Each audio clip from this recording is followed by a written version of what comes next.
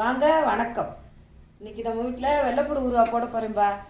அதுக்கு தேவையான பொருள் இந்த இருக்குது, பார்த்துக்கோங்க. 1/2 கிலோ வெள்ளைப்பூடு எடுத்து வச்சுருக்கேன்பா. இந்த உரிச்சி எடுத்துகிட்டு வந்தாச்சுப்பா. இதில் இருக்கிற பொடுசாக அந்த இருக்கு பாருங்க, இது இந்த அளவுக்கு நம்ம எடுத்து பிறக்கி வச்சுக்கிறணும். இதை முழுசாக போடணும், இதை அரைக்கணும்ப்பா.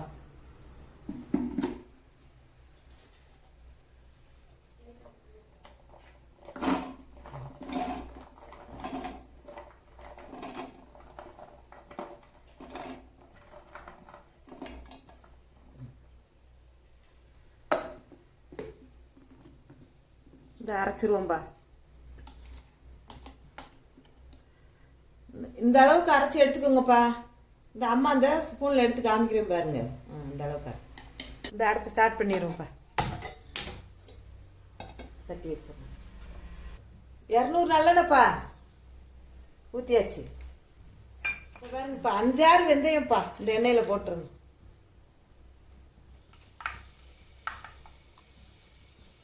கடுகு பருப்பு நிறையா போடக்கூடாது, இந்த கொஞ்சோன்னு 1/2 ஸ்பூன் மட்டும் போட்டுருங்க. இந்த வெள்ளைப்பூடி எடுத்து வச்சுருந்தோம்லப்பா முழுசா, இதை போட்டுருவோம்ப்பா எண்ணெயில்.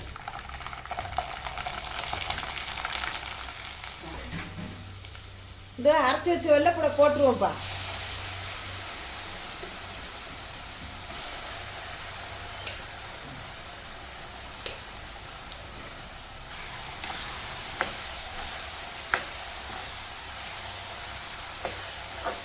இப்படி கிண்டிக்கிட்டே இருக்கணும், இல்லைன்னா அடி பிடிச்சிரும்ப்பா.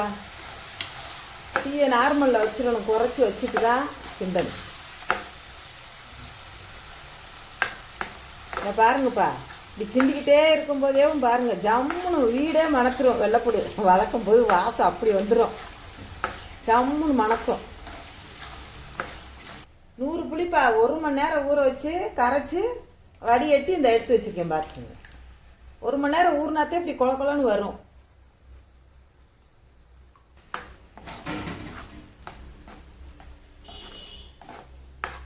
தேவையான உப்புப்பா, தூள் உப்பு தான்ப்பா போடணும். இந்த போடுறேன் பார்த்துக்கோங்க. புளியை ஊற்றினோன்னேப்பா தெறிக்கும், கொஞ்சம் கொதிக்கும் போது தெறிக்கும். நம்ம தீயை கொஞ்சம் குறைச்சி வச்சுட்டு கிண்டினோம்னா தெறிக்காது, இல்லைன்னா கையில் கீழே தெரிச்சிரும்ப்பா. இந்த வெள்ளைப்பூடு ஊறுகாயில் இது ஒரு இது. கொஞ்சம் அந்த கொதிக்கும் போது தெரிக்கும், கொஞ்சம் பார்த்து கிண்டணும். ஒரு 10 நிமிஷம்ப்பா நல்லா தீயை குறைச்சி வச்சுருங்க. அது வாட்டு கொதிக்கணும், அந்த பச்சை வாடையெல்லாம் சுத்தமாக போகணும், போய் கட்டியாக வந்துடும்.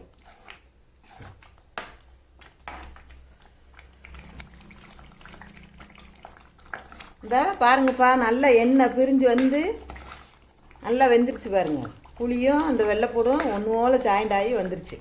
இப்போ மிளகா பொடியை போட்டுருவோம். 50 கிராம்ப்பா. 1/2 கிலோ வெள்ளைப்பூடுக்கு 50 கிராம் மிளகா பொடி. இன்னொன்றுப்பா, மூடி வச்சு கிண்டக்கூடாது. நீங்கள் கொதிக்குதுன்னு சொல்லி மூடி வச்சிங்கன்னா அந்த வேர்வை தண்ணி அதில் படக்கூடாது. பட்டுச்சுன்னா ஊறுகாய் வச்சுக்கிறேன், கெட்டு போயிடும்.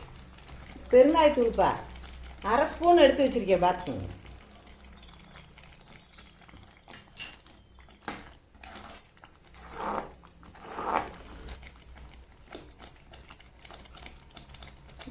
ஒரு ஸ்பூனுப்பா சீனி போட்டுருவோம், சர்க்கரை. இது போட்டால் கொஞ்சம் தொண்டை கமராமல் இருக்கும். இந்த வெள்ளைப்பூடு ஊறுகாய்க்கு 1 ஸ்பூன் போடணும்ப்பா. ஊறுகாய் ரெடி ஆயிடுச்சுப்பா. ஆனால் அதில் கொஞ்சம் உப்பு ஜாஸ்தியாக இருக்கிறதுனால ப்ரெஷர் இருக்கிறவங்க மட்டும் கொஞ்சம் கம்மியாக சாப்பிடணும்ப்பா. அப்புறம் எல்லாம் எல்லாருமே சாப்பிட்டுக்கலாம். அவ்வளோதான், அடுப்பு நிப்பாட்டிடுவோம்.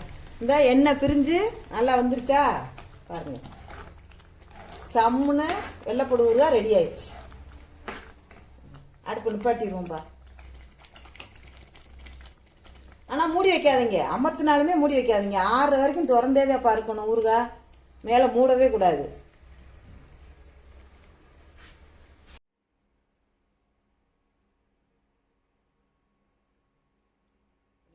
வெள்ளைப்பூடு ஊறுகாய் ரெடி ஆயிடுச்சுப்பா. இதை இந்த ஒரு டப்பாவில் இப்படி எடுத்து வச்சிட்டோம்னா அது வாட்டுக்கு 1 மாதம் வரைக்கும் தாங்கும்ப்பா.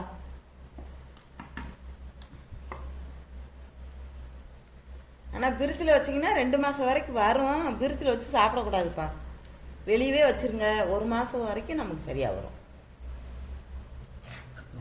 இப்படி ஒரு பிளாஸ்டிக் டப்பாவில் போட்டு கைப்படாமல் ஒரு ஸ்பூனை போட்டு எடுத்து வச்சுக்கிறணும்.